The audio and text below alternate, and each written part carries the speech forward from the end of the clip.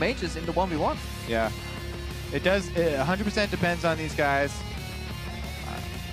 We would definitely love to see variety, but again, that was extremely exciting, so. There is just so much beauty in playing or watching a good Kalista.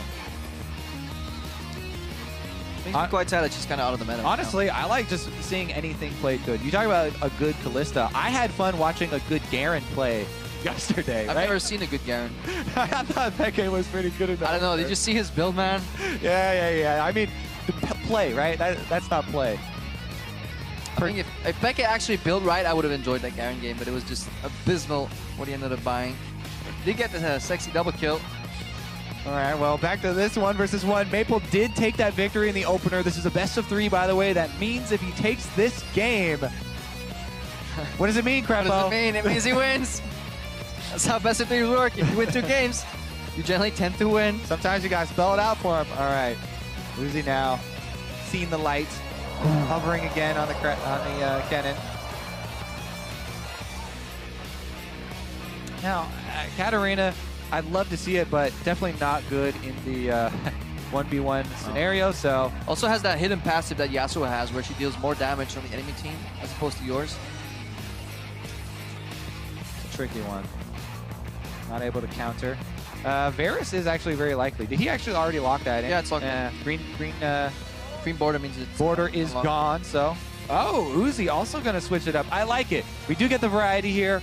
And it'll be Maple's second attempt. I mean, this matchup is... Oh, wait a second, yeah. The thing is flipped. Let's see if Maple can get on the board as well. We've seen this matchup in particular before. Some of the limiting factors is mana on the Lucian. And you basically want to get really efficient E's out as you dodge a Varus E yourself. Just get out of the hail of arrows, then double tap, into Q double tap. Both these champions really good at harassing through a minion wave. Yeah. Very hard to position. Shorter range on the Lucian though sometimes gets punished.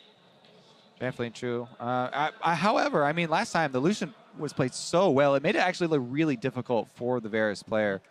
We'll see how well Maple does though. You know, that's why a lot of these mid laners, the AD carry they're defaulting to is the Varus because he's so often played in the mid lane, and they just feel comfortable with those skill shots. But the biggest switch up with Varus in the mid lane is just the fact that you're playing on this map. The location of the brushes as well as the relic spawn is just such a big influence. Yeah, I mean, you obviously do want to shoot your skill shots from Fog of War. Try and take away some of the time that the enemy does have to react to them. It is all up to seeing if Maple can match Uzi's skill in terms of that relic contest. Because that's honestly where he's been fantastic throughout the entire of this tournament. Yeah, I mean, there is some randomness to the second spawn, but it always does start at 215, right? Plus, if someone doesn't take it right at 215, then it's really hard to judge. Minions have spawned. All right, both defensive. Yeah. I can feel the pressure. Tension's definitely there. Quick look-see at Maple's runes. Even the 4-0 down there. Maple, ooh, nice adaptation. 15 armor in his kit, 14% attack speed, 8.5 physical damage. Oh, so he's taking even more armor than last time. Normally it's like around 8, I believe. It's doubling up. 9 is just yellows, just flat yellows. So he's going also 18-0-12 heavily into the resolve tree here. It's a style that Uzi used to go for mastery-wise, but Uzi generally goes more offensive in the runes. We're just going to confirm that here. Yeah, Uzi's only running 9 armor on her. That was a weird path there by Maple right through those range ones, but he does look how little damage he's taking from these minions. Like, he can actually fake Uzi into a trade. Like, if you're so used to trading patterns that you win, say 3 minions plus me in a bad spot is going to make it win. The problem is that when Maple runs this much armor, these minions are almost doing no damage to him. And Uzi is speccing more into mana regen. Again, his glyphs are so heavy on mana regen. He's running 6 or 7 of them. If we go back to that Uzi checklist for 1v1s we talked about, though, step number 1 has always been wave control. Yep. He's got it yet again. Hit that level 2, pushing into the turret. Even though it did cost him CS, he has it on Maple's side of the map. Maple looking for brush control again. Nice dash from Uzi. That's what you're looking for. And then the double tap maximum value for CS lost it, which he can leverage, just as you were saying, into minion push. Meanwhile, Maple, you got to compliment him for his dodges on the Qs that Uzi's been doing. But there's that relic contest you're talking about for Uzi. tanking a cannon creep here, so Uzi's very happy with that. Ignite from Maple comes out. Resets. If Uzi can get away, it's good for the summer trade.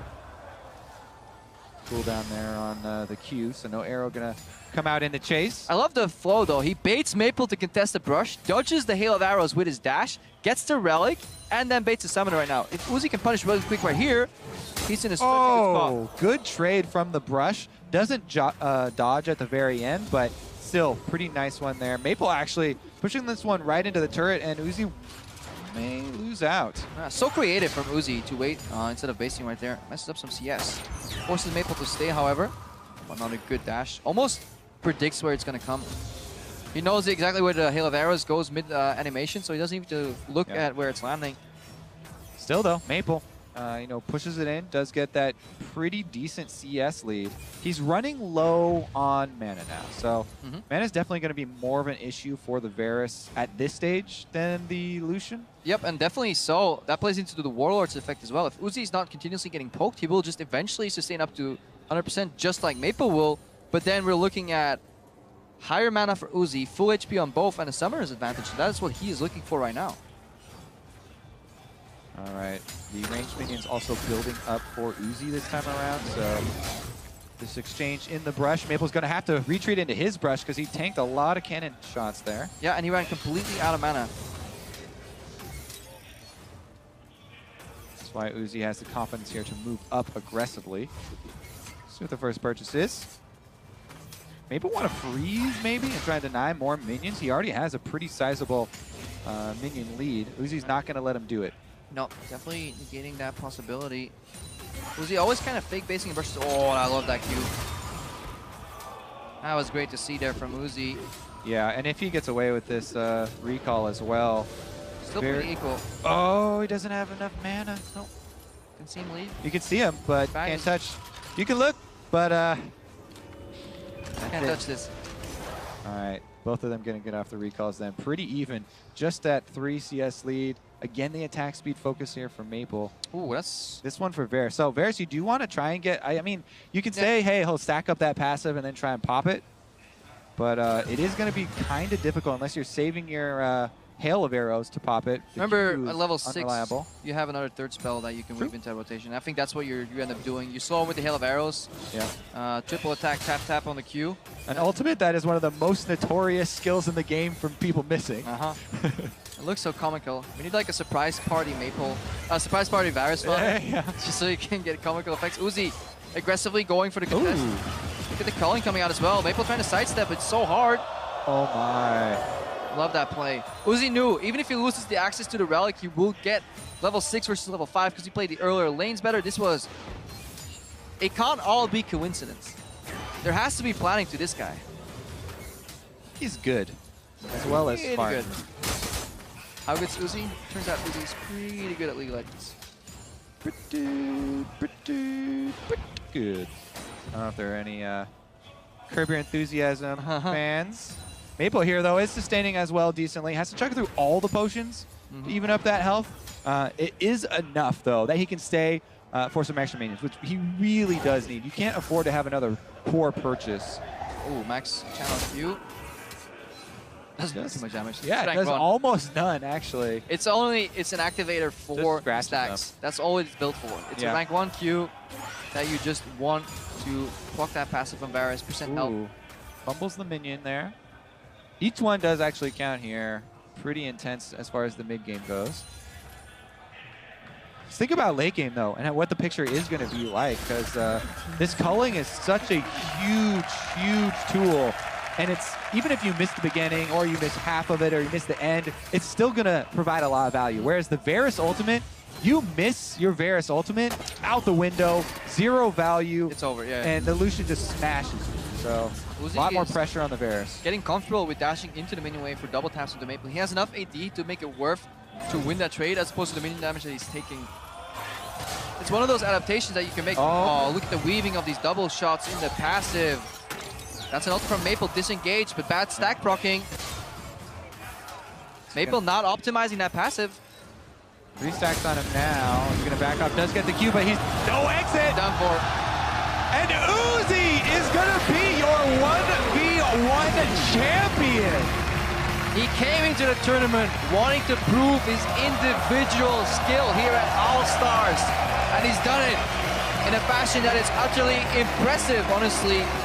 Bowling the 80 carry style with a hybrid efficiency with that resolve 3, and honestly, playing it to perfection. I'm also glad he got one victory in there with the Mage, with the Syndra in the mirror match as well, just to prove that he can also do it that way. Incredibly impressive performance here from Uzi. And if it's picking up poorly, the crowd is not booing him for a CS victory. They are actually, in fact, chanting Uzi's name. Uzi. Yeah, that's his name.